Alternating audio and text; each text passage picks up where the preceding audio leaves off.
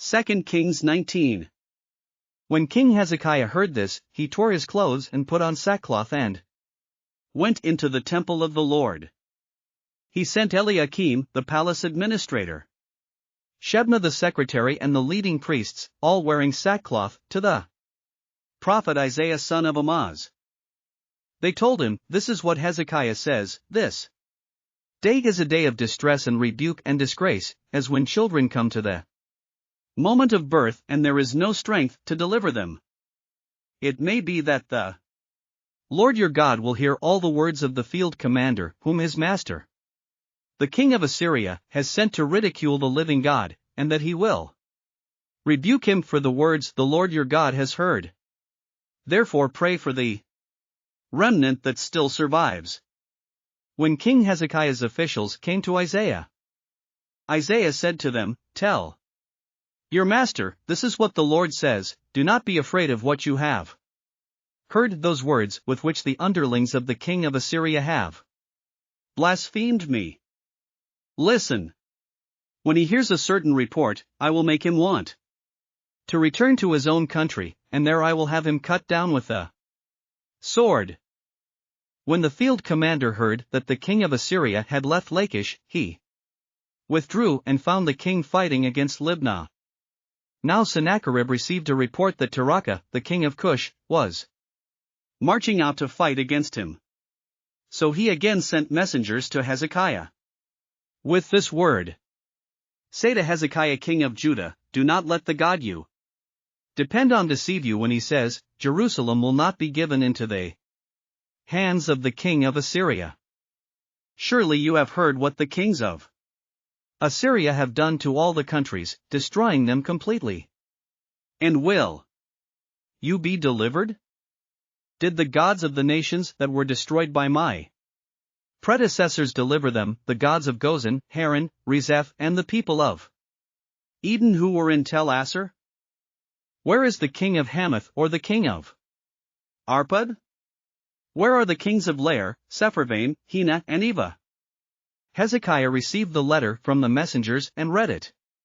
Then he went up to the temple of the Lord and spread it out before the Lord. And Hezekiah prayed to the Lord, "Lord, the God of Israel, enthroned between the cherubim, you alone are God over all the kingdoms of the earth. You have made heaven and earth. Give ear, Lord, and hear, open your eyes, Lord, and see. Listen to the words Sennacherib has sent to ridicule the living God. It is true, Lord, that the Assyrian kings have laid waste these nations and their lands. They have thrown their gods into the fire and destroyed them, for they were not gods but only wood and stone, fashioned by human hands. Now, Lord our God, deliver us from his hand, so that all the kingdoms of the earth may know that you alone, Lord, are God."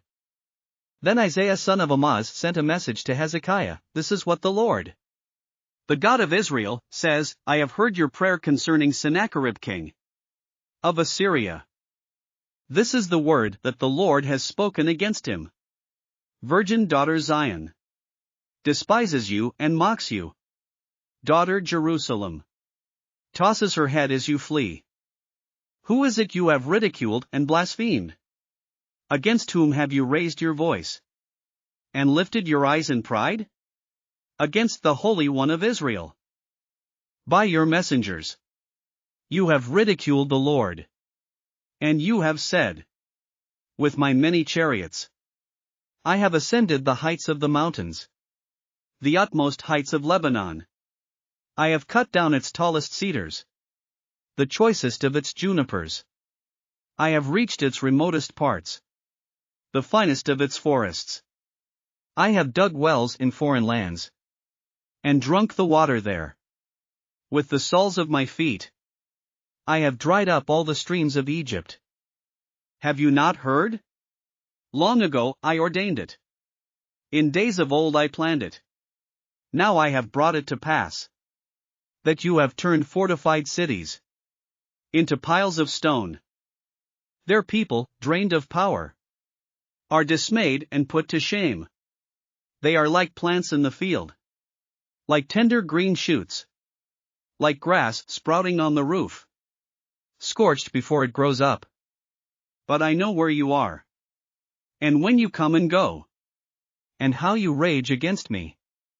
because you rage against me, and because your insolence has reached my ears. I will put my hook in your nose, And my bit in your mouth. and I will make you return by the way you came. This will be the sign for you, Hezekiah. This year you will eat what grows by itself. And the second year what springs from that. But in the third year sow and reap.